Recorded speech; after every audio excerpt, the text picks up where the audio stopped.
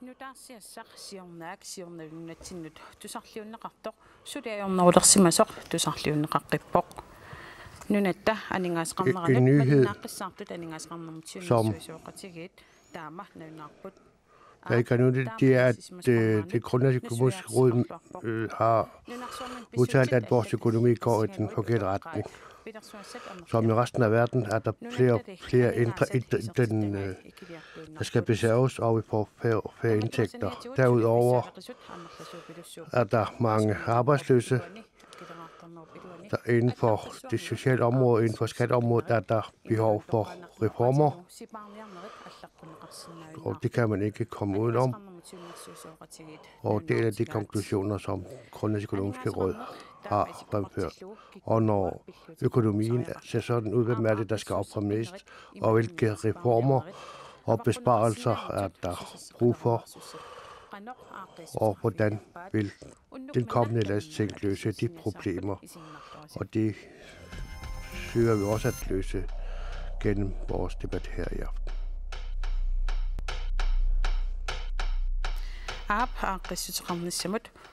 Der er brug for reformer, der er brug for nedsættelse af arbejdsløsheden, og vi byder velkommen til alle partiernes kandidater, og særlig velkommen til Bent Sørensen fra Arbejdsgiverforeningen.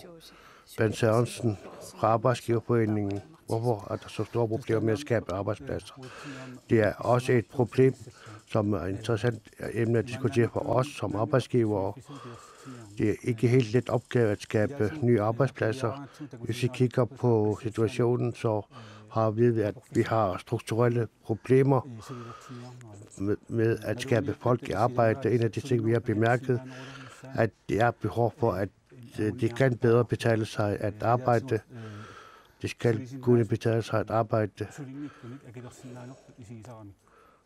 Det skal kunne betale sig at arbejde, forstået på den måde, at som arbejdsgiver, når vi søger arbejdstagere, så er det også nogle gange nødvendigt, at man henter arbejdskraft udefra, det være sig faglært eller ufaglært. Og det er et udtryk for, at vi har nogle strukturelle problemer i dagens arbejdsmarked, som vi skal løse problem på politisk. Hvordan kan vi sikre, at det bedre kan betale sig at arbejde? Hvad skal der ske, hvis der skal arbejdes? Vi har en hel del arbejdspladser allerede, men som vi også har nævnt, så har vi behov for tilkaldt arbejdskraft i visse sæsoner, og det er også dyrt for samfundet og på de enkelte arbejdspladser. Vi skal huske på, at man det igen, ikke mindst når der er tale om kortvarige ansættelser, at vi også taber know-how i samfundet. For arbejdsgiverne, så er det dyrt at tilkalde arbejdskraft. Og så det er et strukturelt problem, som vi også bør løse i samfundet. Vi kigger lidt på arbejdsløshedstallene lidt senere. Der er mange arbejdsløse fra august. Er der godt nok et fald, men der er stadigvæk alt for mange arbejdsløse. Fra januar 2014, så har der aldrig været så mange arbejdsløse. Hvad har partierne af kommentarer til arbejdsgivernes bemærkninger om, at de bedre skal kunne betale sig at arbejde? Hvilke initiativer påtænker I Georg til Inuit? Det er rigtigt, som Bent Sørensen udtrykte det, at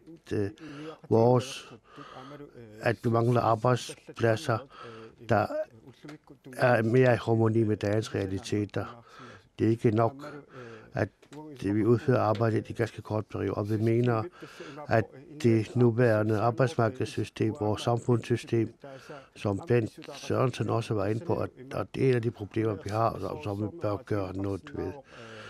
Det bør stå klart for enhver, at siden 2009 har arbejdsløsheden været stigende, også som et følge af kommunalreformen. Kommunerne, de centrale myndigheder, hænger ikke sammen. Det er derfor, at arbejdsløsheden har været stigende. Og det bør vi rette op og få udviklingen vendt i den anden retning. Og jeg tror, at alle partier er enige om, at der er behov for større reformer, hvis vi også skal skabe mere varige arbejdspladser. Der er behov for samarbejde, og hvilke skridt agter jeg selv at tage. Vi vil gerne tilbage til den gamle kommuneordning, til et system, som vi allerede kender, med et øget borgerinddragelse. Et hver person, der er blevet frataget sin medbestemmelse, får også lysten til at arbejde videre, hvorfor jeg mener, at øget magt lokalt også vil være med til at bane vej for etableringen af flere varige arbejdspladser. Jeg mener også, at når vi vender tilbage til det gamle kommuneordning, så tror jeg på, at der kan skabes flere arbejdspladser. Ja, det tror jeg fuldt og fast på. Vi ved, at de enkelte beboere, de enkelte steder ved, hvilke muligheder der er, og hvilke udviklingsmuligheder der er.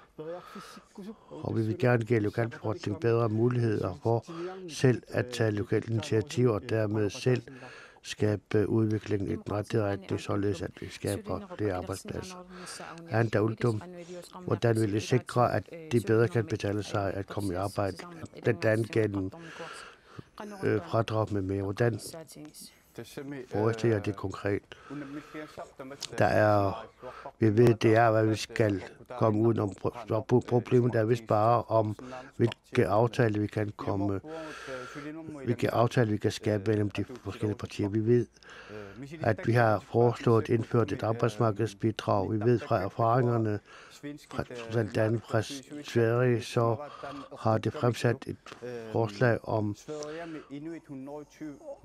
at 120.000 personer i Sverige, at man har skabt 120 arbejdspladser på den måde, ved at man øger arbejdsmarkedet, eller at man får incitament til at arbejde. Så man har erfaringer fra andre lande, der gør, at det er den rigtige vej. Vi mener også, at en anden vej kunne være nedsættelse af selskabsskatterne, og vi ved også, at vi bør forbedre de almindelige rammer for drift af private erhvervsvirksomheder.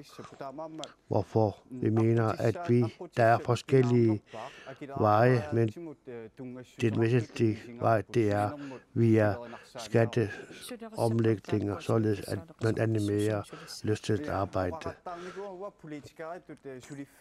Så hvilke arbejdspladser skal vi så etablere? Det skal jeg ikke selv bestemme. Det er op til erhvervslivet selv at skabe de nødvendige arbejdspladser. Men jeg kan sagtens forestille mig, at der inden for fiskeriet der er mulighed for etablering af flere arbejdspladser. Der er muligheder inden for byggeriet. Der er mange muligheder. For eksempel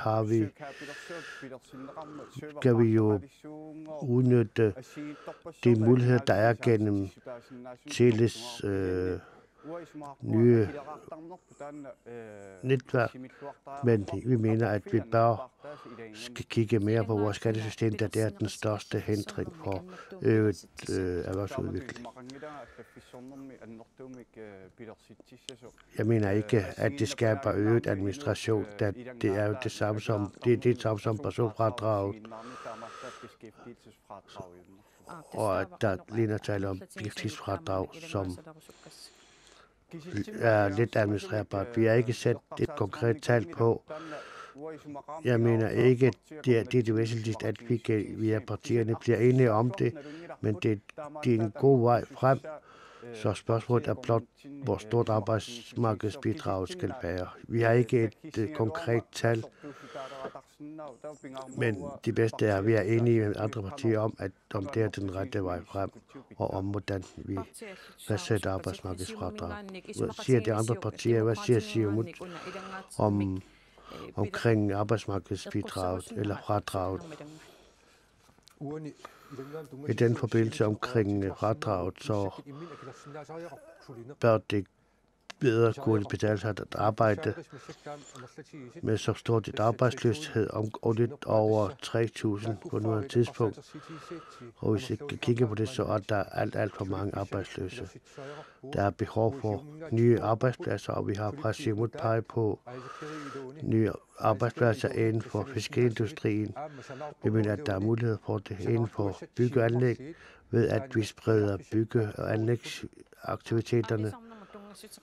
Omkring fiskeriet, så har vi, det blev nævnt, at det i løbet af et år, så kommer der ikke noget. Hvad er det så, vi skal gøre nu?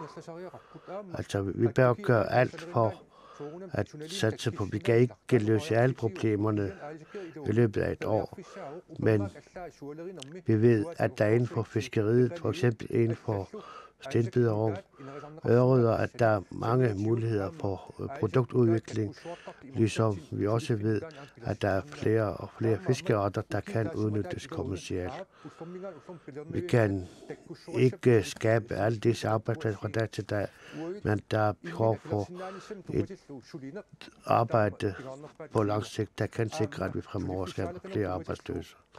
Omkring arbejdsløshed, der skal vi sikre, at arbejdsløshed bliver totalt. Så kan vi kun sikre, at den bliver lavere gennem etablering af nye arbejdspladser. Ben Sørensen, der bliver nævnt, at der kan skabe flere arbejdspladser inden for fiskeindustrien. Er det realistisk eller hvad? Vi kan selvfølgelig kigge på det, om hvilke muligheder der er, men jeg mener i den forbindelse, at det er vigtigt, at hvis de skal kunne betale sig at arbejde, så bør kigge på, at vi desværre er nødt til at importere arbejdskraft udefra, og det bør vi også kunne vurdere som samfund for at drøfte, hvordan vi kan skabe den nødvendige arbejdskraft til disse arbejdspladser. Det er det, vi skal kigge på. Det er der, vores hovedproblem ligger. Således at vi også sikrer, at flere og flere i Grønland er med til at holde samfundsøkonomien oppe. Overgangen fra arbejdsløs til arbejde er allerede et stort skridt i den rette retning. Kim Kielsen, hvilke kommentarer har du til det? Varige arbejdspladser er nødvendigt at etablere som arbejdssøgende, som arbejder, så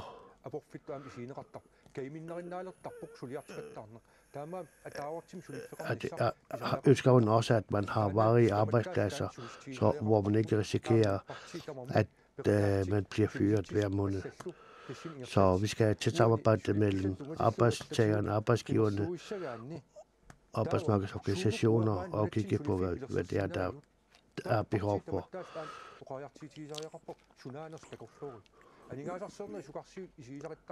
Hvis vi kigger på økonomiens søjler, råstofindustrien, turismen, fiskeriet, så har vi 4 søjler, som vi skal satse på, hvor vi kan få vores økonomi op og stå. Vi skal også satse på uddannelse og have et uddannelsessystem, der lægger op til, at vi kan fremover få baseret det nødvendige, eller at vi får det nødvendige arbejdspladser der. Hvis de skal kunne betale sig at arbejde, hvad er jeres bud på, hvordan de bedre kan betale sig at arbejde? Vi kan kigge på de forskellige sociale ydelser og reformere dem og være med til at sikre, at befolkningen får bedre levevilkår. Det skal ikke være sådan, at de bedre skal kunne betale sig ikke at arbejde. Du vil altså, at kommunerne er begyndt at fyre medarbejdere. Hvad med dem?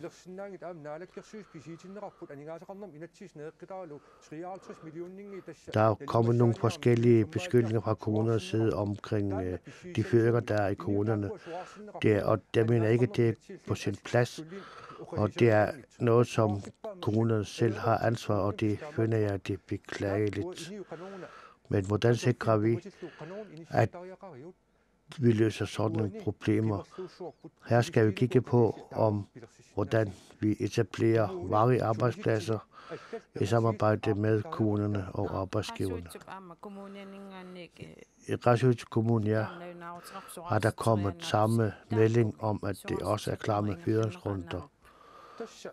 Hvordan kommer vi ud af disse problemer? Det er nogle problemer, som vi ved, og vi skal kigge på, hvor det er, pengene går ud.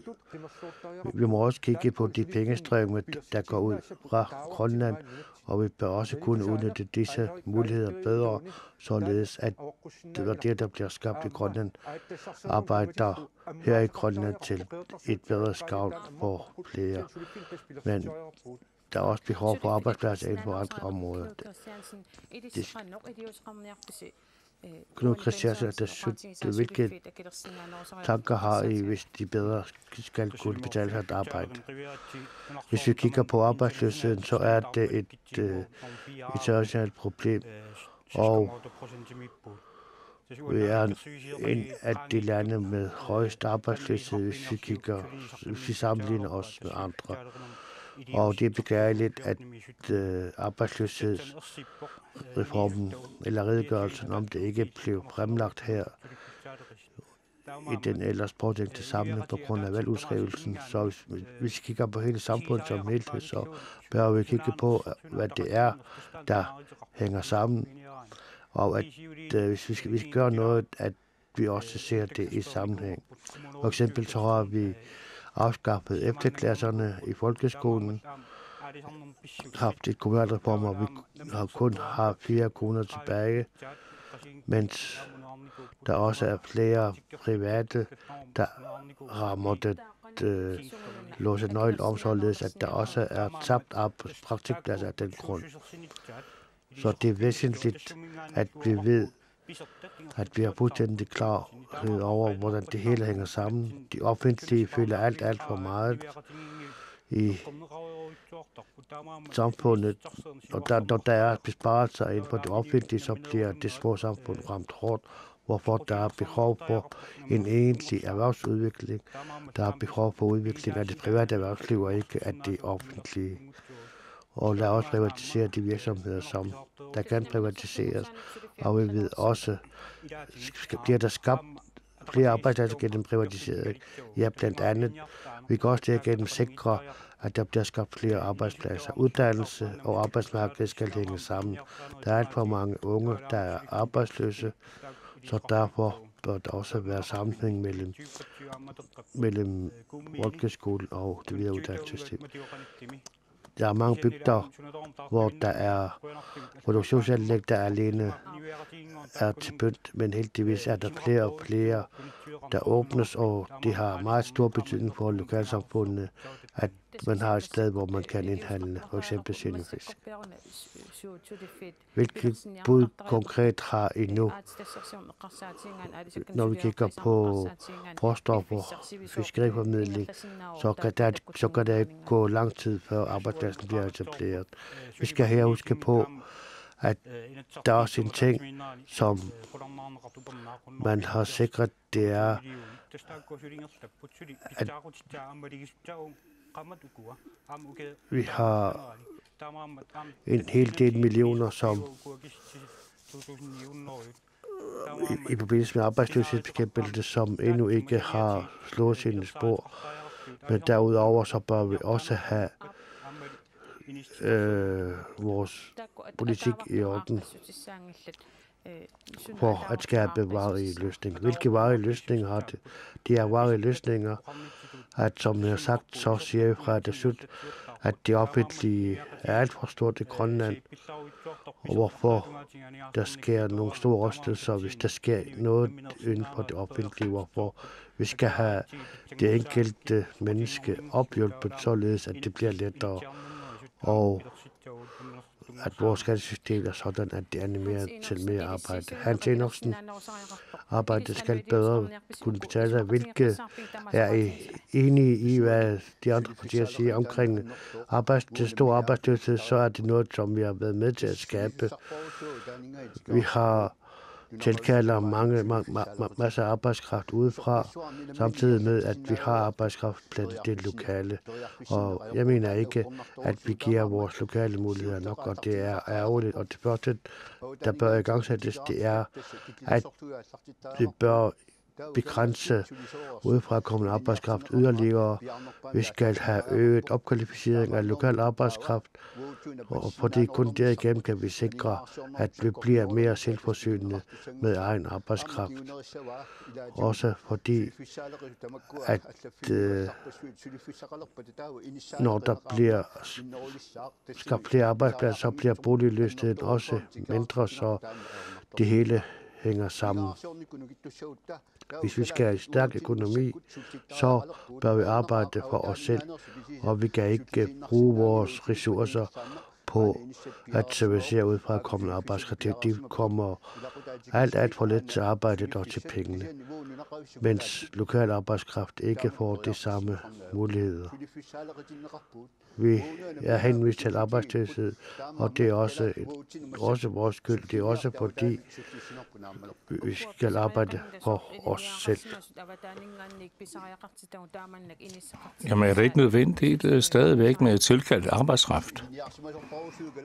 Vi har jo mange uddannede hjemmeboende, grønlændere og fastboende, som kan bruges, men vi tager stadigvæk en masse mennesker udefra. Lad os dog prioritere de grønlændere, den grønlandske arbejdskraft, som søger de jobmuligheder, som findes her i Grønland. Det kan være på alle mulige områder, sundhedsvæsenet i det hele taget, alle samfundsfunktionerne. Vi må simpelthen se at komme væk fra den der koloni-mentalitet. Ja, vi vil arbejde for, at vi har jo større kvalitet i forhold til vores egen.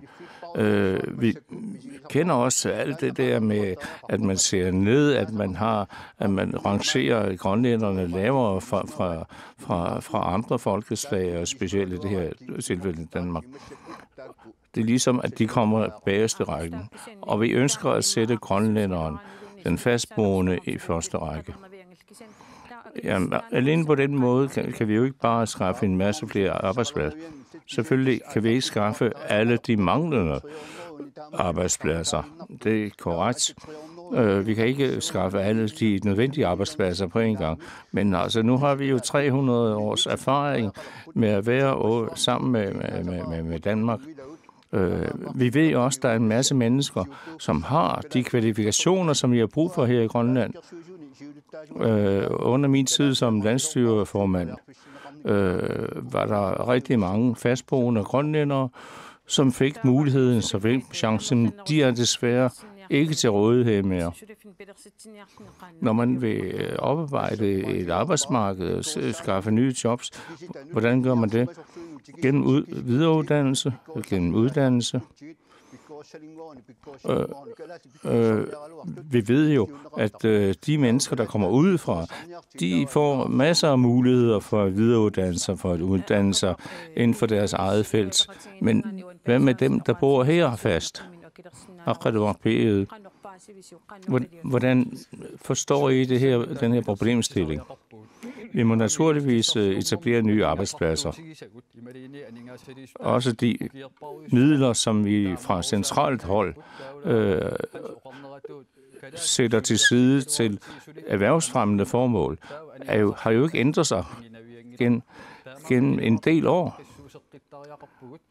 Og hvis vi ikke gør noget ved det, så kommer vi ikke videre. Vi må have en ny skattestruktur.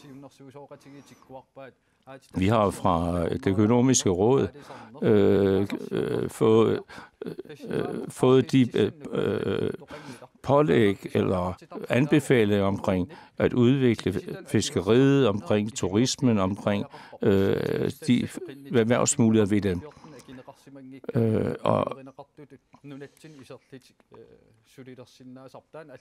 Og der er også et spørgsmål om tilkaldt arbejdskraft, at der er altså meget kort tid, 14 dage, til at kunne godkende eller kunne modsige beslutninger om ansøgninger om tilkaldt arbejdskraft. Vi vil udvikle fiskeriet i højere omfang, end vi gør i dag. I stedet for at sprede vores investeringer og de offentlige midler rundt omkring på få projekter. Lad os satse på de store erhvervsmuligheder. Hvis der her fra nu af hvis vi i fremtiden kan etablere et stabilt politisk miljø og et klima her, så kan vi slippe for, at man pludselig fjerner over 50 millioner kroner eller en del mere fra den største kommune her i landet. Fordi det har også afsmittende virkninger.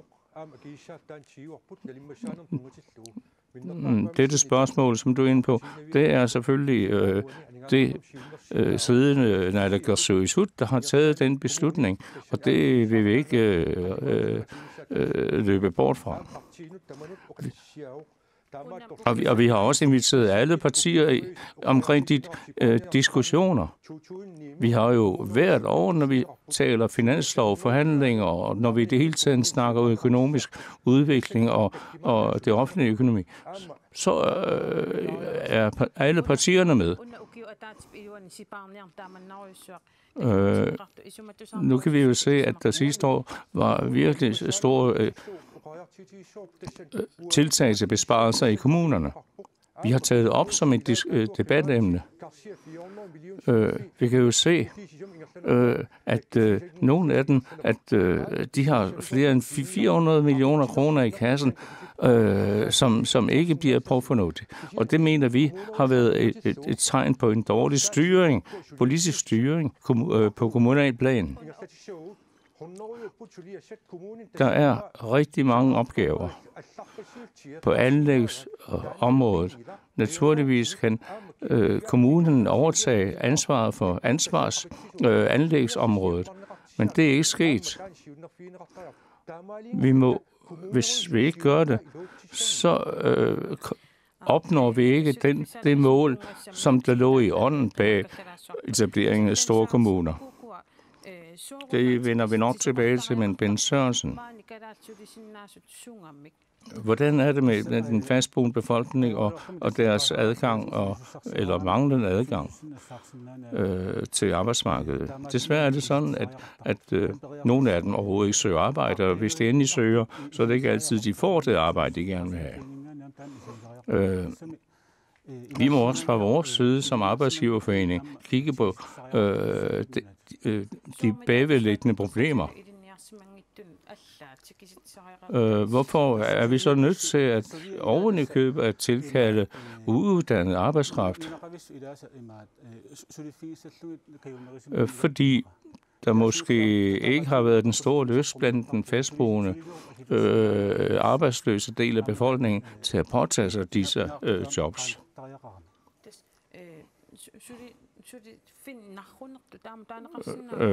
Kan det benævnes som om, at man siger, at det er sådan noget arbejde, det er ikke noget for mig. Men det kan også være, at de arbejdssøgende tænker, nej, den der lønning og den der honorering af det arbejde, som jeg gerne vil lave, det er ikke på et niveau, som jeg kan godkende.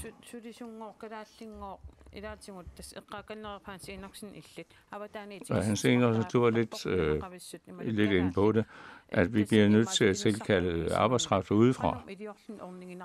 Hvordan kan vi så gøre det mere attraktivt for den fastboende befolkning at søge og få arbejde? Vi har allerede været inde på det. Hvis vi kigger på en sømmerfælde, så er der store lønforskelle mellem den lokale arbejdskraft og den tilkaldte arbejdskraft.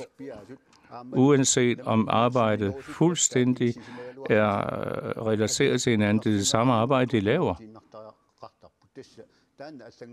Og det er et område, som vi skal arbejde på, som Aqalluaq-byse, som det blev sagt fra Aqalluaq-byse.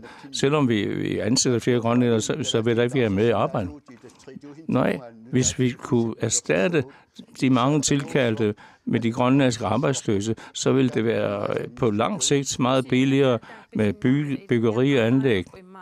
Måske kan man ikke nå dertil med det samme. De skal jo også uddannes og videreuddannes. Ja, det er korrekt. Jamen, vi må komme videre nu. Nu har vi levet 300 år på den måde. Vi bliver nødt til at starte allerede i morgen med at bruge vores egen til rådighed stående arbejdskraft her. Og det skal ske igennem videreuddannelser og simpelthen en styrkelse af uddannelse. Vi kan også se, som eksempel Nukissiorfiit, hvor der er rigtig mange tilkaldte, hvor er de grønlændere, der kunne arbejde inden for vores energisektor. Men arbejdskraften vil jo ikke bare stå automatisk uden for døren og vente, selvom du siger det der. Nej, her er det så igen at vente med uddannelsestilbud. Men vi ved, at der er rigtig mange dygtige mennesker, som ikke har et arbejde, fordi man forskellige steder foretrækker at tilkalde arbejdskraft ud af. Vi kan se det på trawlervirksomhederne. Hvem er det, der er ansat på trawlerne? Det er også i høj grad tilkaldte. Ben Sørensen. Vi ved jo, at der er også en del grønlandske selskaber og firmaer, der tjener rigtig godt på det arbejde, som de udfører her i landet. Blandt andet her i Nuuk. Tak fordi du kom, Ben Sørensen.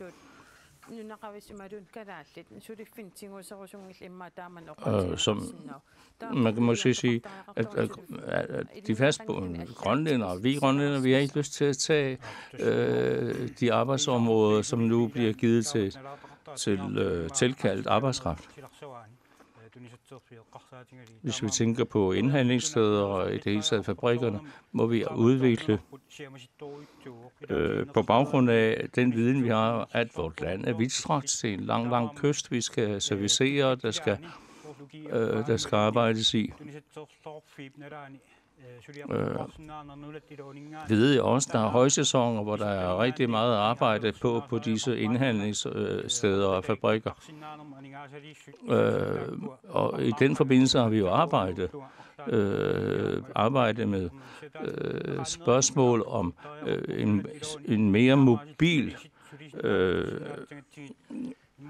adgang til arbejdsmarkedet, det vil sige mobilitet inden for de forskellige områder af Grønland, hvor der er arbejde i givne perioder. Og hvis vi fuldførte de tanker, vi har haft, og de idéer og det politiske mål, vi har sat os omkring mobilitet, så kan vi også på den måde sørge for, at en større del af den arbejdsløse sektor fik arbejde.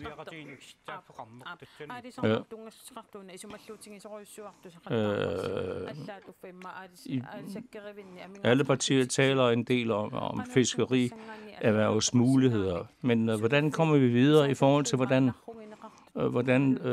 til hvordan tingenes tilstand er i dag? Men altså, det ser jo ud til, at der er mange, som ikke ønsker at arbejde i forbindelse med fisk. Jamen, trods alt, så er der jo rigtig mange grønlændere, som arbejder, som yder et rigtig godt stykke arbejde. De møder på arbejde hver morgen og gør det arbejde, der skal gøres. Og dem må vi også tage med i betragtning. Og derfor er det også vigtigt, at vi opfordrer her Royal Greenland og andre fiskerivirksomheder til at forbedre og styrke uddannelsesniveauet.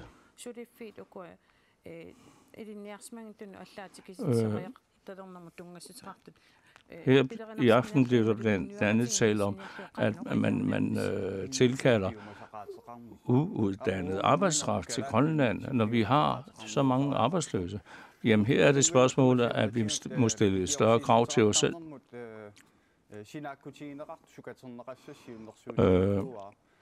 Jeg fremsatte et forslag sidste år om en styrkelse at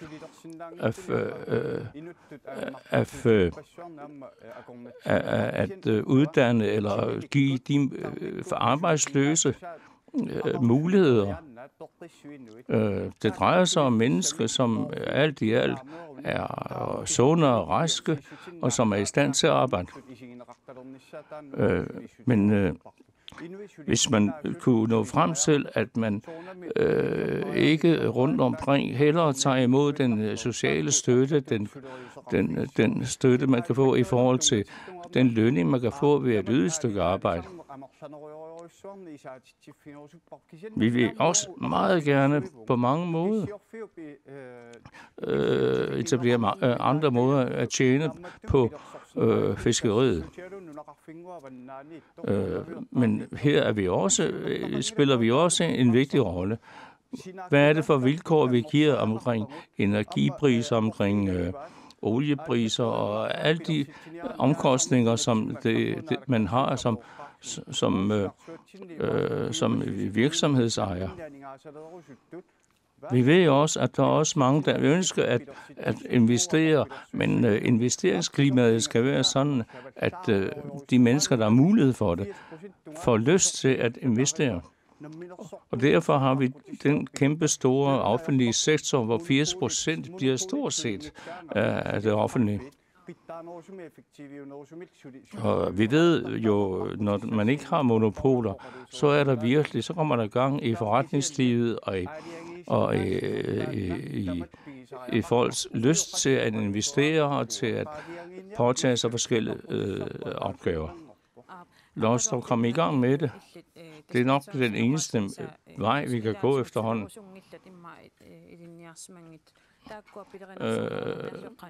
Hvordan er det med de mennesker, som egentlig ikke har den store lyst til at arbejde?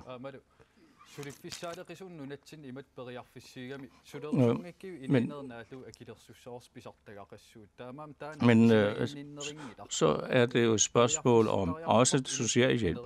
Selvfølgelig kan du sige, at du ikke vil arbejde, så skal du jo støttes af det offentlige gennem sociale tilskud. Men det er jo ikke en hjælp til selvhjælp. Det er også vigtigt at sige, at vi selvfølgelig er med på tanken om, at vi skal grønlandisere på den måde forstået, at vi skal have flere grønlandske arbejdere i gang. Her kan vi også tage som eksempel fåreholdererhvervet i Sydgrønland. Hvad med at satse meget mere på det? Og ikke alene kigge på fiskeriet og råstofferne og turismen. Naturligvis skal disse områder også styrkes, men vi må være innovative omkring vores tankegang omkring Grønlands økonomiske udvikling. Vi må således også lægge vægt på, at det er noget, vi kan blive enige om, hvilken retning vil vi gå. Hvis vi ikke kan blive enige om disse tiltag, der er nødvendige for at udvikle vores økonomi, så kommer vi ikke videre fra den situation, vi befinder os i dag.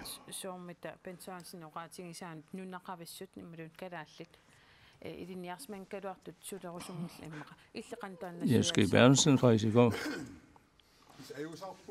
Jeg er lidt ked af at høre, at jeg er dybt ked af, at der er nogen, der siger, at der er arbejdere, potentielle arbejdere i Grønland, der ikke har lyst til at arbejde. Nogen bliver fyret, og det henvender sig til os dybt ulykkelige. Og det med, at man taler om, at det er, man får mere i pengepunkten ud af at være arbejdsløs, end at have et arbejde. Hvis der er nogen, der tænker, at den sociale understøttelse er en lykkelig tilstand, så er det en kæmpe fejltagelse, man begår. Hvis det skal kunne betale sig at arbejde, så må man hæve lønningerne, eller man må sænke priserne. Jamen, vi kan jo se, hvorledes at der er uddannet arbejdskraft på fiskefabrikkerne, på hotellerne, er der arbejdskraft udefra. Det er ikke kun en uge, det er langs kysten. Der er også en baggrund for det, der er en grund til det. Arctic Hotel for eksempel, hvis vi tager det som... Arctic Hotel har en fastboende medarbejderstab på 99%. Det er udelukkende et spørgsmål, hvorledes den pågældende arbejdsgiver tilrettelægger sin virksomhed ved at sørge godt for den, ved at sørge for deres konstante videreudvikling og videreuddannelse. Derfor er det alt for billigt at sige, at de mennesker, der går på gaden, ikke har lyst til at arbejde. Men vi ved jo også, at når der er virksomheder, som stopper op i tid og utid, så er der ikke nogen, der er en stor lyst til at arbejde der. Hvis en fiskefabrik siger, jamen, vi har ikke mere at lave, du bliver nødt til at gå hjem, måske kan vi kalde på dig til næste år, eller hvornår det nu kan være.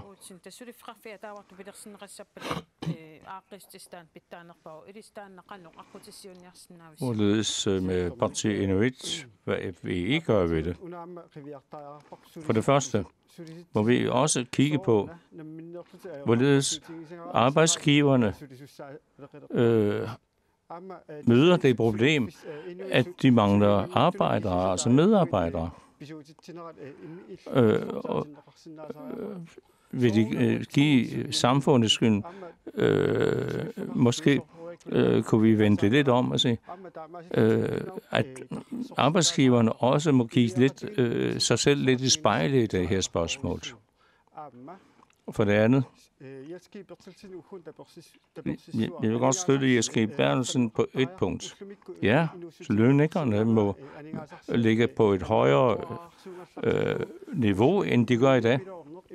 Vi ved, hvor dyrt og hvor omkostningsfyldt det er at kunne leve en dagligdag i dag med priser på varer, priser på bolig osv.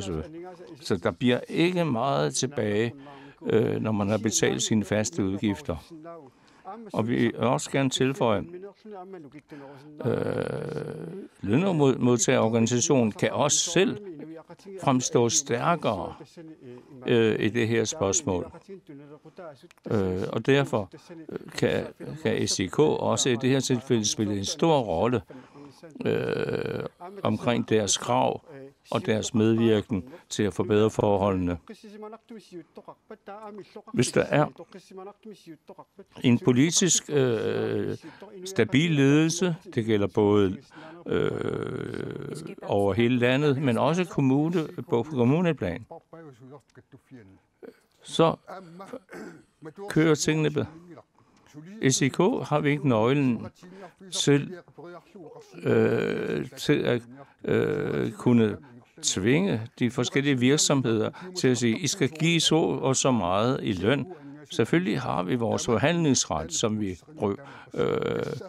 bruger og som vi anvender så godt vi kan. Så derfor kan du ikke sige, som du gør. Når vi siger, at der skal mere i lønningsposen, så er noget af det vigtigste, det har noget at gøre med, hvor stor en købekraft den løn, som vores medlemmer får, egentlig har.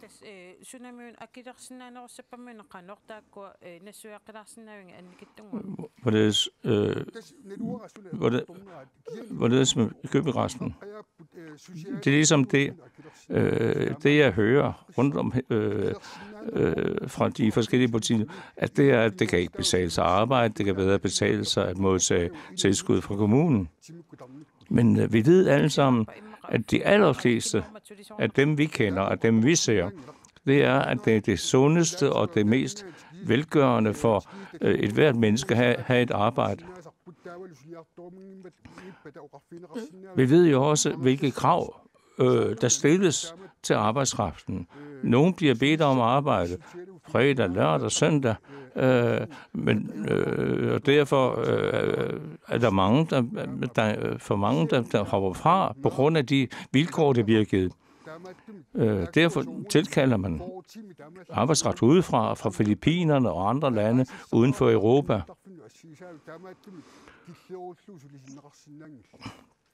Vi ved også, at der er forskellige arbejdstidsregler, som må følges og som ikke bliver fulgt hele vejen igennem. Kim Kielsen omkring ufaglærte, og hvordan man kan begrænse importen af udefrakommende arbejdskraft i skærpe kravene. Der skal jeg sige, at vi har skærpet kravene i 2014 og indskærpet kontrollen heldigvis omkring etablering af nye arbejdspladser, så bør vi også have klarhed over, hvilke arbejdskræfter der er behov for på landsplan. Vi skal også kunne se, hvilke muligheder der er inden for det arbejdsløse, således at vi kan se, hvor der er behov for specifik arbejdskraft gennem en øget mobilitet, som vi også har etableret midler til. Omkring mobilitetspuljen, så er der nogen, der ønsker at flytte til en anden by, en mindre by eller fra by til by, men der er boligproblemer. Men hvad med den del af befolkningen? Omkring boligmanglen, så ved vi, at der er en stor boligmangel her i Nuuk, men vi skal også huske på, at der også er stort boligbyggeri. For eksempel er der sket en stor udbygning i Ringerput, hvor der er bygget forskellige lejligheder, så udviklingen går i den rigtige retning. Men når vi skal gøre mere ud af at bekæmpe arbejdsløshed, så kan vi kun løse det ved at skabe flere arbejdspladser inden for råstofindustrien, fiskeriet, turismen med mere. Hvis vi skal have gang i råstofindustrien. Råstofindustrien er en industri, der er i gang rundt omkring i verden. Hvornår kommer vi i gang? Så der er behov for, at der er hurtigt gang i råstofindustrien. Vi skal ikke sige, at det først skal ske omkring 5-10 år. Vi ved, at der er initiativer i gang. For eksempel har vi en rubinmine med fiskelæsset, som snart skal i gang. Og der er mange muligheder, som vi ikke udnytter fuldt ud. Og hvor der virkelig er behov for videreuddannelse af lokal arbejdskraft. Vi ved også, at der sagtens kan skabes flere arbejdspladser inden for eksempel omkring affaldshåndtering, hvor der kan skabes arbejdspladser. Vi gør ikke rigtigt noget ved det, selvom vi ved, at man her igen også kan skabe flere arbejdspladser gennem en øget affaldssortering med mere. Og hvor vi også kan sikre arbejdspladser, der på helårsbasis. Hvilke arbejdspladser er det så, I har i tankerne? Hvilke muligheder er der her og nu? Og hvordan kan vi sikre, at vi kan skabe arbejdspladser? Vi har op mod 200 millioner kroner, som er blevet afsat til arbejdsløshedsbekæmpelse i finansloven for i år. Der sker virkelig noget inden for området, men det giver desværre ikke varige arbejdspladser. Men det er et skridt i den rigtige retning, for eksempel omkring affaldshåndtering, hvis der er nogen, der ønsker det, og udnytte den mulighed, der er inden for arbejdspladsordningen, den mulighed, der er ved at den etablerer kurser for lokalbefolkningen, således at disse selv kan tage sig af arbejdshåndtering og tjene penge på det ved, at man kan eksportere affald.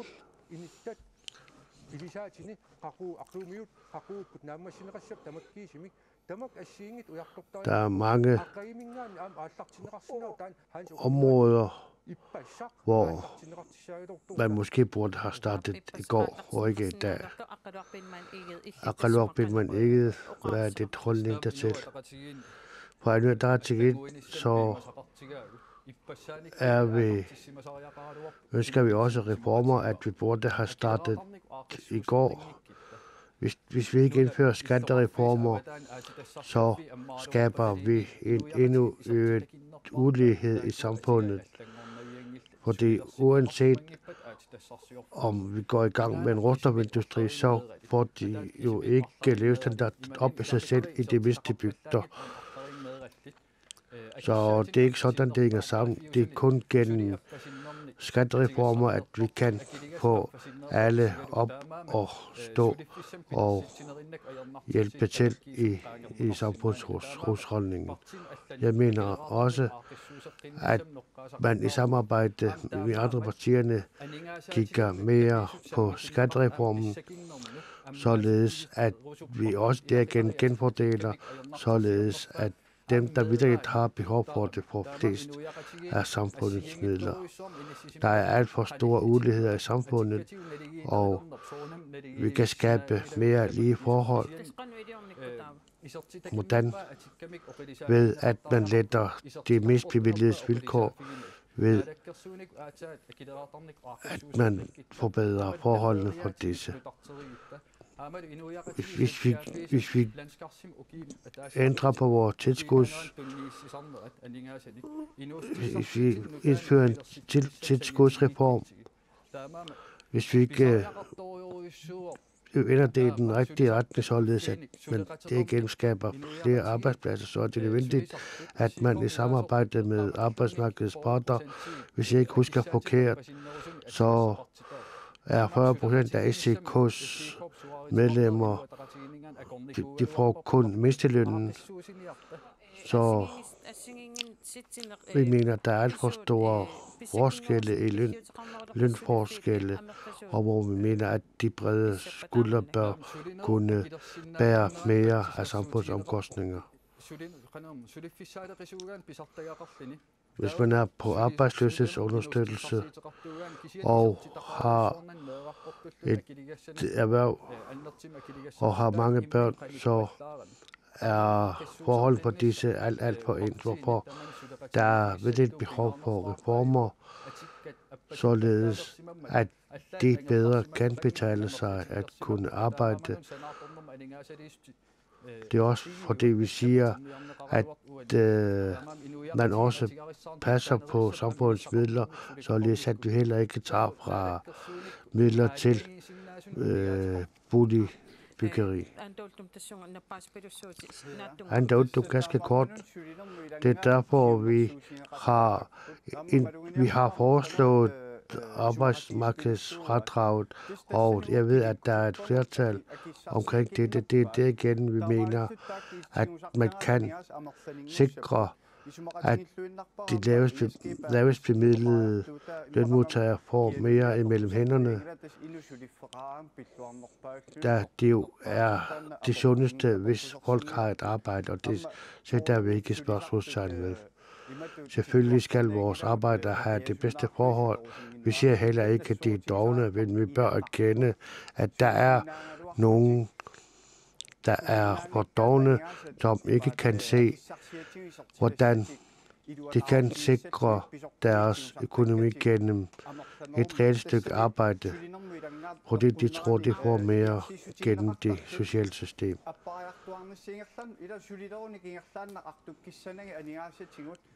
Vi skal lette overgangen fra arbejdsløshed til arbejde, for eksempel eller huslejetilskudsordningen, således at vi sikrer, at også de almindelige borgere også får mere mellem hænderne. Georg Olsen, ganske kort. Først så kan det ikke forstå sådan, at vi mener, at SIGO gør for lidt. Det jeg mener, det er, at vi i samfundet bør være stærkere til at gennemføre de nødvendige reformer, og jeg vil heller ikke undlade at bemærke, at det er i forbindelse med arbejdsløshed, og hvis vi kigger på status, er det sådan, at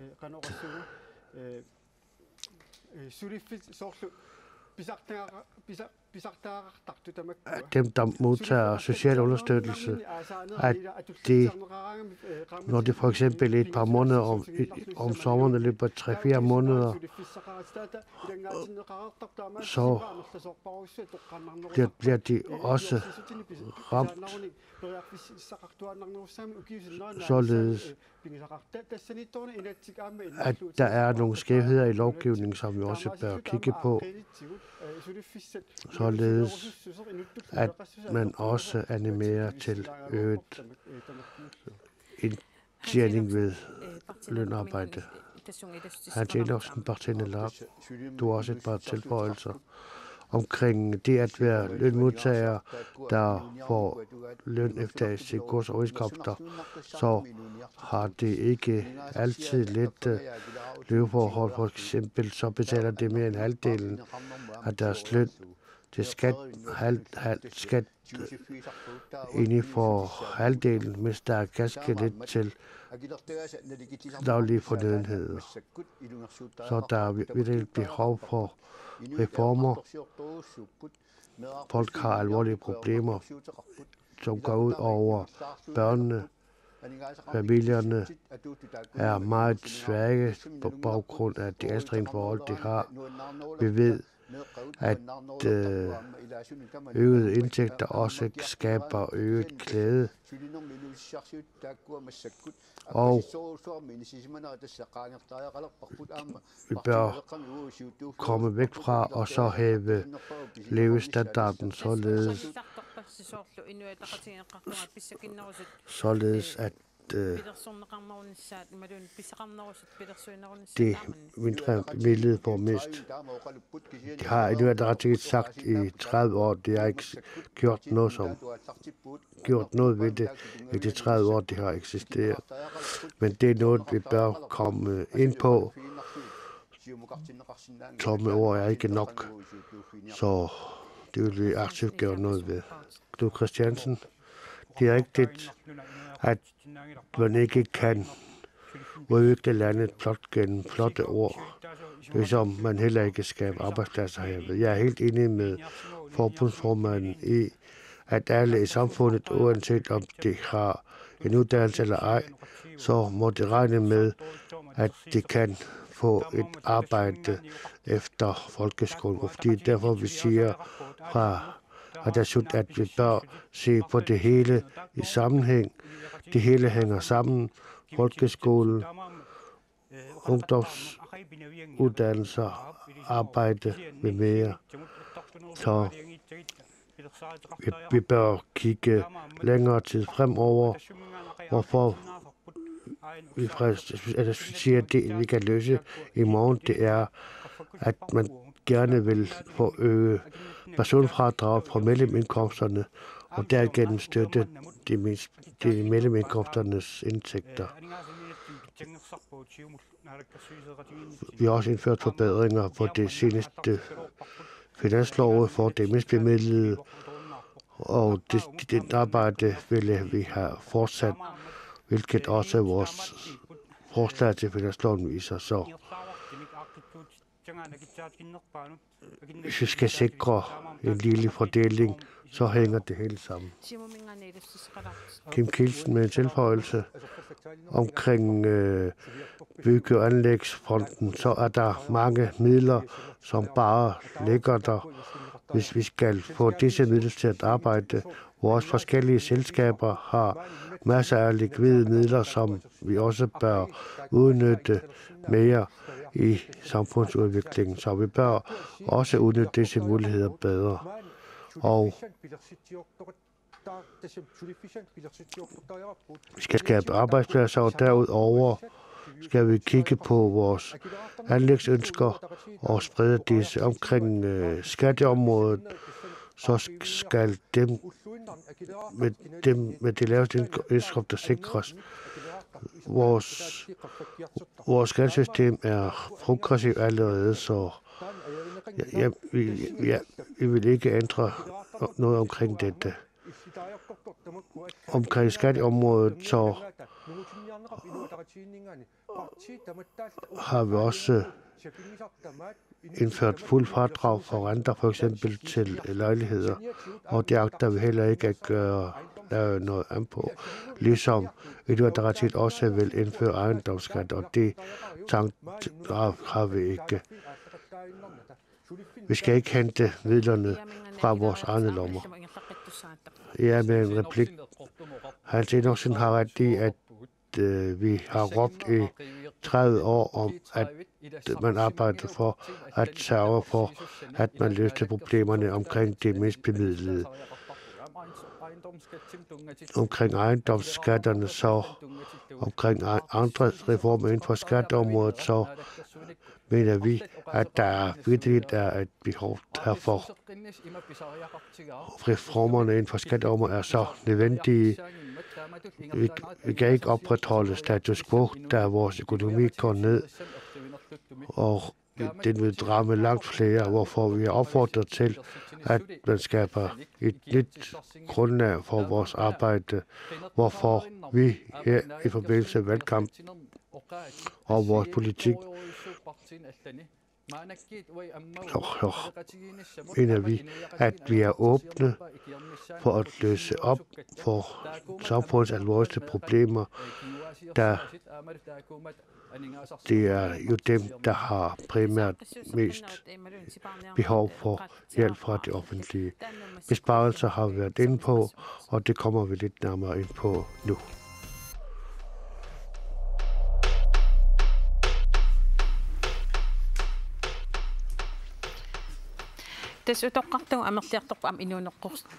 Antallet af ældre stiger og stiger, og vi bliver alle sammen, rigtig mange af os ældre og ældre.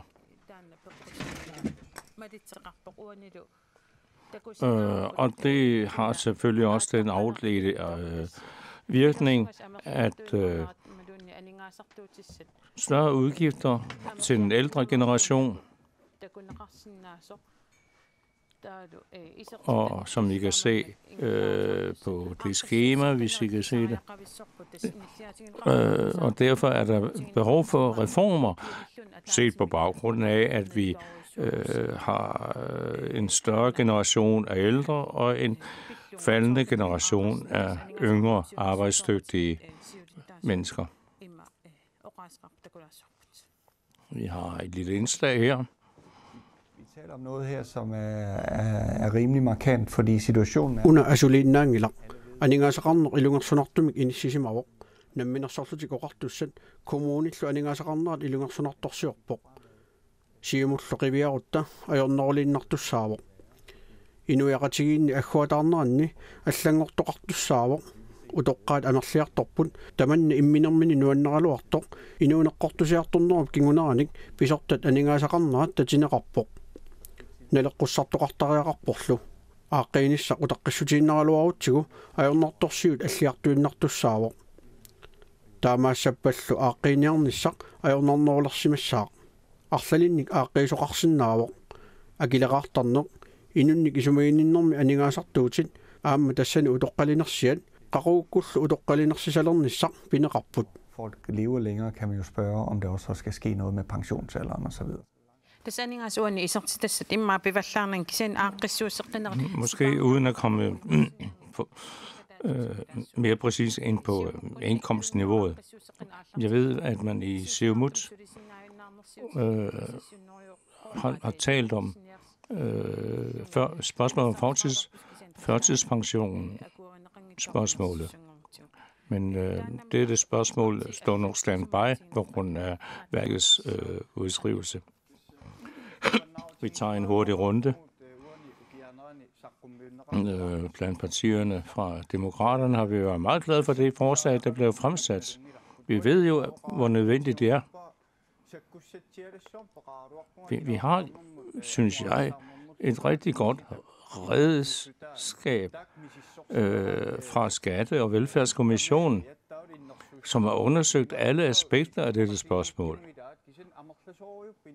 Men vi ved også, at disse forslag bliver spredt ud som spredehagl, når de forskellige partier tager dem op. Hvorledes vil demokraterne benytte de gode idéer, der er kommet? Reformer skal ikke ses som besparelsestiltag.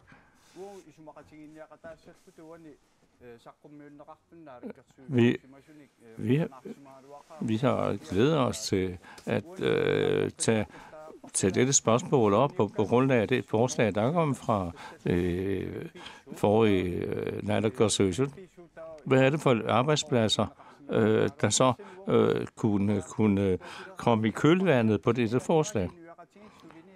Lad os nu sørge for, at de penge, vi nu har cirkulerende her i Grønland, kommer os alle til gode.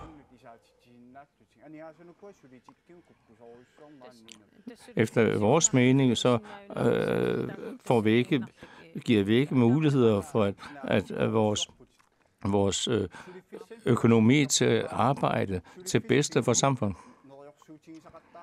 Vi kan jo ikke bare stå her og love til højre og venstre omkring nye arbejdspladser. Hvordan så? Ved at sænke selskabsskatten, som jeg også sagde i starten, som et eksempel, da man i Sverige sænkede selskabsskatten med 5%, så var der i Sverige 120.000 nye arbejdspladser, der blev skabt. Altså lad os også kigge på de erfaringer, man har rundt omkring. Og kan du blive ædet?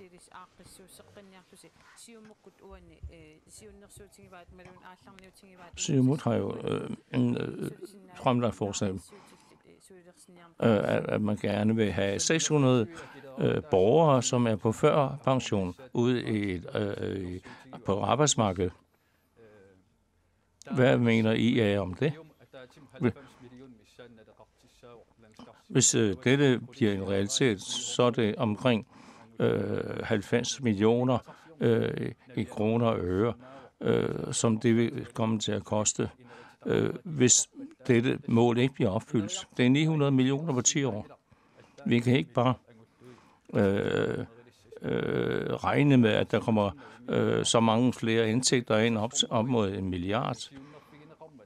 Men tallet 600 er jo også et udtryk for, at vi har så mange brug for så mange hænder som muligt til at køre vores samfund. Men vi har ikke kunnet sikre, at disse mennesker, førtidspensionister, PT, har et arbejde, de kan vende tilbage til eller starte på. Men hvis vi har sikkerhed for det, og hvis vi har den nødvendige viden om de aspekter, der er i det, så kan vi diskutere det. Jamen, hvem er det så i jeres øjne? Hvem er det, der skal arbejde, og hvem er det, der skal gøre arbejdet for at Grønland kan vende den økonomiske derut, som det er? Inden for det politiske arbejde må vi alle sammen give en skærv. Vi ved, hvordan situationen er. Vi er blevet bedt om, det er et politisk ansvar, vi er blevet pådraget, at klare de her spørgsmål. Vi kan jo heller ikke, som vi alle ved, bare regne med, at råstofferne begynder at flyde, så vi har økonomien på plads på den. Der er reformer på en lang række.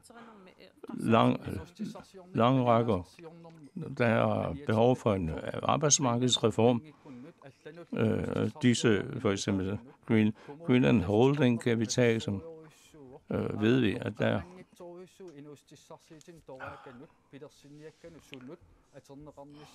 det her.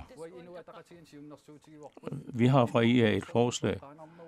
Med hensyn til selvforsyning har vi nævnt forhold og erhvervet. Landbruget i Sydgrønland, der udvikles i disse år. Råstoffer, fiskeriet og turismen. Jamen, det siges jo også, hvem er det, der skal bekoste hele den her reformiver, som der er politisk, hvis ikke vi skal ende helt i afgrunden økonomisk. Spørgsmålet er, hvorvidt vi ønsker at opretholde den velfærd, vi har i dag omkring sundhed og i det hele taget sociale anliggender. Det rigtige er, at de tilskud, vi bruger,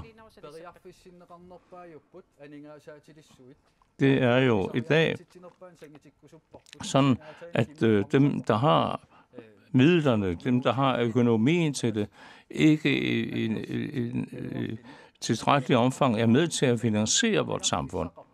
Der er muligheder for at også at kunne støtte disse mindre bemidlede borgere her i landet gennem de nødvendige reformer.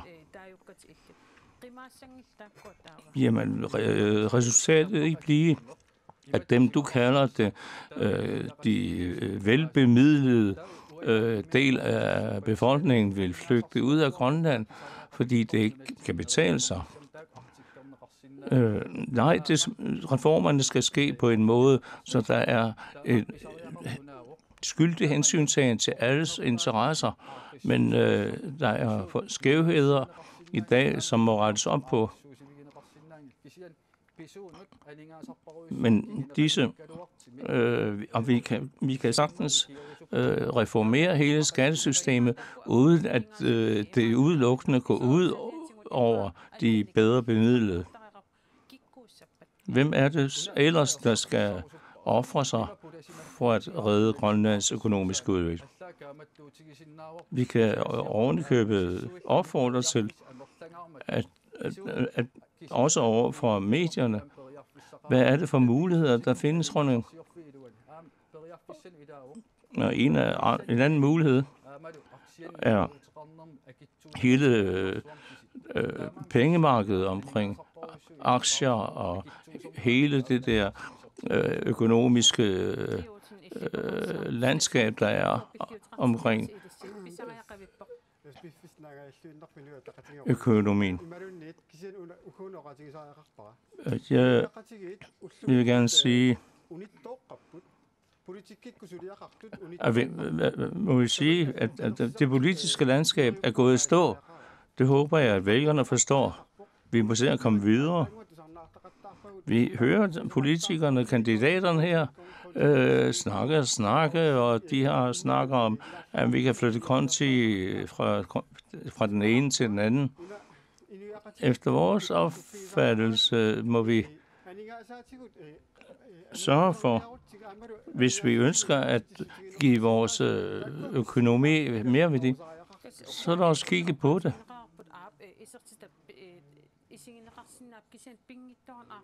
Men her taler vi om reformer. Hvad er det for, der er behov? Men når man laver reformer, så er der altid nogen, der går ud over. Hvem er det, det skal gå ud over? Vi må selvfølgelig have som politik, at alle som vidt muligt ikke bliver berørt nævneværdigt af sådanne reformer. Og vi må selvfølgelig også sørge for, at vi som borgere her i Grønland, som grønlændere her i Grønland, ikke bliver dem, der bliver ramt af de virkninger af en politisk reformiver. Jamen, hvem er det, der skal ofre sig? Jeg går ud fra, at de allerede har overvejet de konsekvenser, de kan have. Vi må selvfølgelig planlægge. Jeg kan ikke her på stående fod pege på, at de og de grupper i samfundet skal bøde for det, eller skal ofre sig på en økonomisk udvikling. Det er det spørgsmål, at vi er i stand til at planlægge på fremtiden baseret på de erfaringer, vi har indtil nu. Lad os se lidt længere fremad til slutningen af 10'erne og begyndelsen af 20'erne. Hvis vi arbejder sammen, så er vi uden tvivl i stand til at kunne gøre det nødvendige og tage de nødvendige beslutninger. Og er det slut? Hvorledes hvem skal ofre? Vi skal at det selvfølgelig, som situationen ser ud i øjeblikket, så må vi alle sammen være parat til at ofre vores part, mere eller mindre. Vi må gøre et eller andet. Vi må etablere de nødvendige arbejdspladser, som vi har talt om før. Og vi må også sørge for, som vi også har talt om, at videreudvikle og videreuddanne og give muligheder for videreuddannelse af den eksisterende arbejdsramme. Efter vores opfattelse, så ligger de fleste muligheder stadigvæk inden for fiskeriet. Men uanset hvor mange indtægter alle disse tiltag måtte give, så er der jo nogen, det må gå ud over. Vi mener ikke, der er nogen, der behøver at ofre sig. Det ser ud til, at, som vi hører, at nogen må bøde for en økonomisk reform. Hvem skal det være? Hvorledes med det ældre? Ja, der bliver flere og flere ældre. Og vi skal også tænke på, uden at lægge flere byrder på de mennesker, der arbejder for samfundets bedste, skal vi heller ikke bebyrde mere end højst nødvendigt. Og selvfølgelig skal vi give muligheder for, at den ældre generation, som stadig har kræfter og lyst til at være med i arbejdsmarkedet, også kan være med og deltage i udviklingen.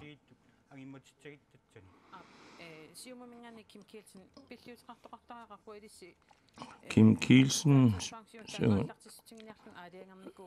I har jo besluttet præcis omkring førtidspension.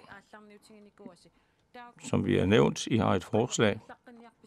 Hvordan vi fortsætter den tankegang?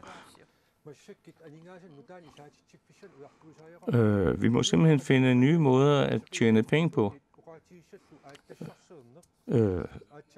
Inuit Ataqatigiit var inde på de områder. Råstoffer, forhold, landbrug og så videre. Jamen,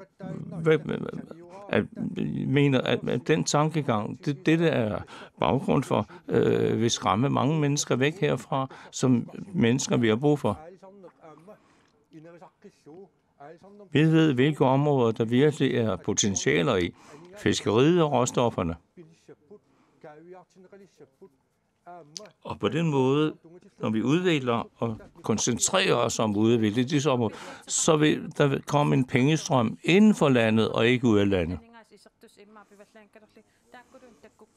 Men hvis vi kigger lidt på, hvis der nu kommer gang i råstofudviklingen, hvorledes vil I så fordele de indtægter, og hvem skal bøde?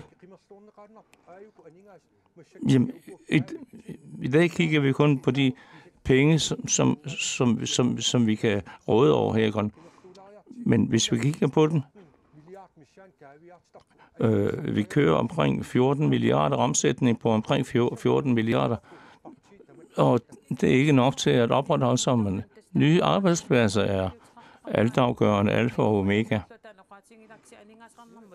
Men økonomisk råd har været inde på spørgsmålet om, at hvis man vil lave de nødvendige reformer, så er der nogen, det må gå ud over. Uanset hvor mange gange det bliver sagt her, så må vi forholde os til, at vi ikke har flere penge end dem, vi kan råde over ifølge landskassens midler. Så derfor må vi øge indholdet i den kasse. Og igen vi er vendt tilbage til råstoffer og turisme, de søjler, som vi stadigvæk holder fast på til udvikling af den økonomiske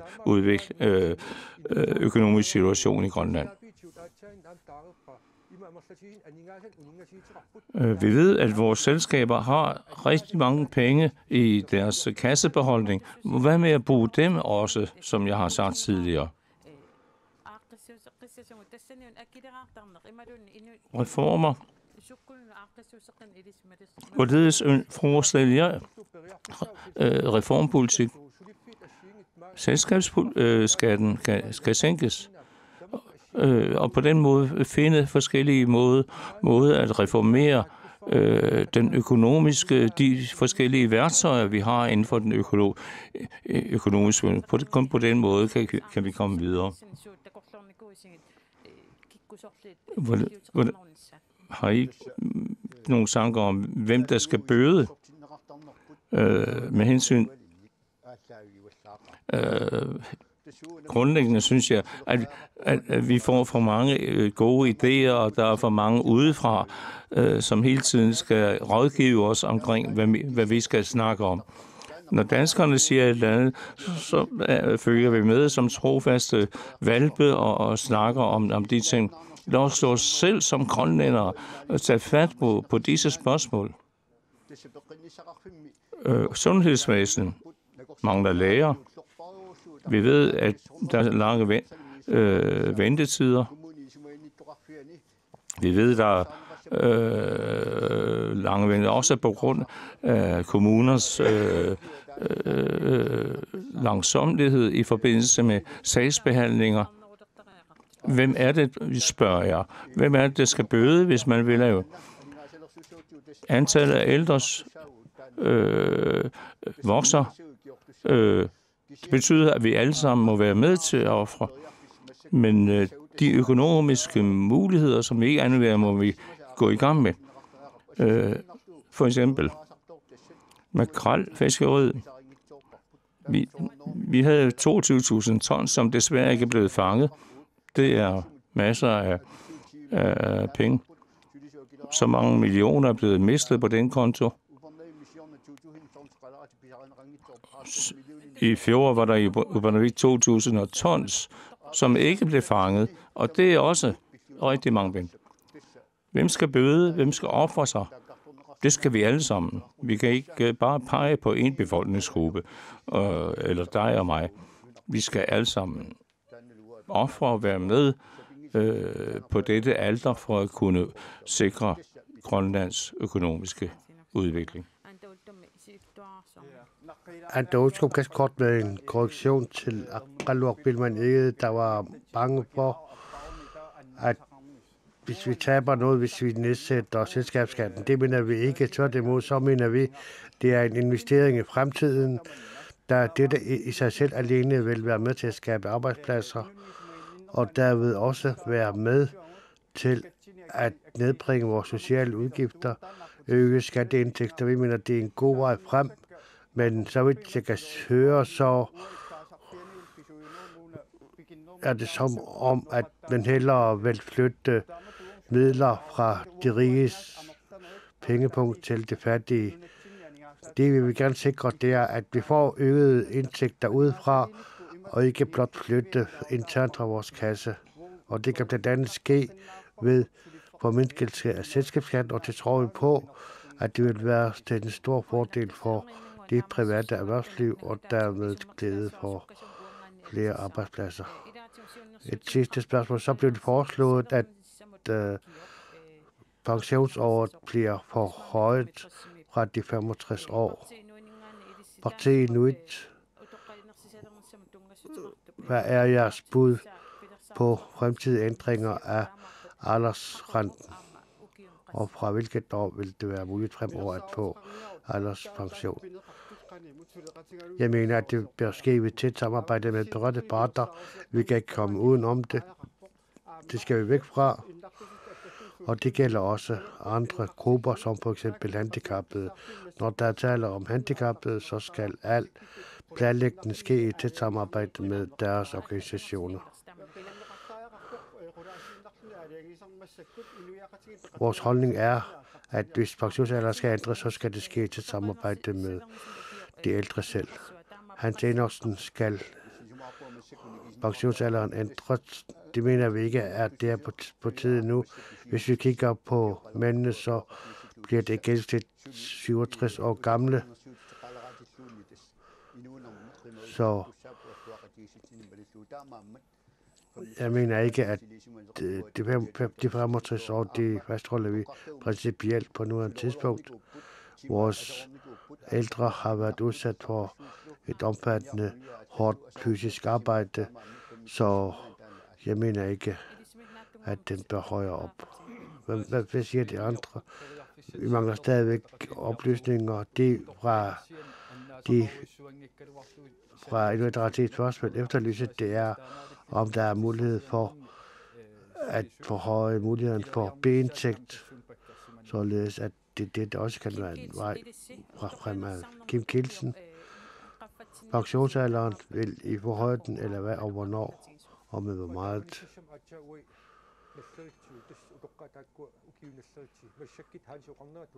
På noget tidspunkt så har vi ikke nogen planer om ændring af aldersgrænsen. Vi skal heller ikke true de ældre. Vi kan udnytte vores muligheder langt bedre. For eksempel vores fiskeressourcer, hvor vi mener, at vi sagtens kan hente flere midler derfra. Hvad med demokraterne omkring aldersrenten? Så vidt vi kan se, så er der mange, der også vil arbejde ved siden af. Men på stående fod, der kan jeg ikke sige, hvornår det kan sige, men vi ved, at vi lever længere, og det skal vi kun være glade for. Men på stående fod, så kan jeg ikke se, hvornår pensionsalderen vil stige fremover. Knud Christiansen, hvad er budet fra Atassut? Vi vil gerne have, at den bliver på de 65, og derudover så mener vi, at mulighederne for en B-indtægt også bør ændres, således at vores aldersrentemodtagere også kan få et øget indtægt ved siden af deres alderspension. Så der bør være mulighed for øget indtægter. Det er rigtigt, at der er mange, der ikke kan arbejde længere, men der er også mange, der sagtens kan arbejde længere, og det byder velkommen, således at vi mener også, at det skal have mulighed for et øget B-indtægt. Vi siger tak til partiernes kandidater, og vi fortsætter debatten i morgen fra klokken 9, hvor der kan stille spørgsmål, og debatten fortsætter fra klokken 10. Og nu fortsætter vi fra klokken 9 med den danske version af udsendelsen.